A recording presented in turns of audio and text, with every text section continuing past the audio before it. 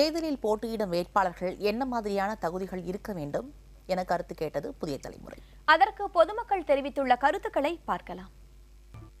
பேசிக் qualification படிச்சிருக்கணும். இப்போதைக்கு படித்து வந்துட்டு வரணுங்கிற அவசியம் இல்லை, யார் வேணால் வரலாங்கிற மாதிரி தான் இருக்குது. மினிமம் குவாலிஃபிகேஷன் ஒரு டிகிரியாச்சும் இருக்கணும் மினிமம், அவ்வளோதான். தென் அவங்களுடைய கொள்கைகள் என்னென்ன இருக்கோ அது நல்லா இருக்கணும்.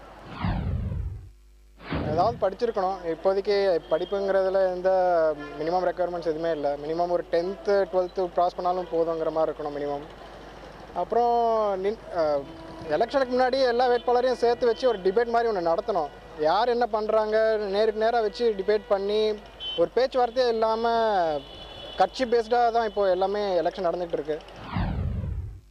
ரியல் லைஃப் எக்ஸ்பீரியன்ஸ் மக்களாக அவங்களுக்கு இருக்கிற ரியல் லைஃப் எக்ஸ்பீரியன்ஸ்லாம் ரொம்ப முக்கியமாக தேவை. என்னென்ன அட்வான்ஸ்டாக கொஞ்சம் எஜுகேட்டடாக இருக்கணும்னு நான் பேசிக்காக எதிர்பார்ப்பேன்.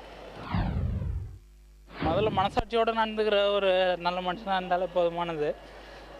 அது இல்லாமல் மனித நேயம் வந்து ரொம்ப முக்கியம்.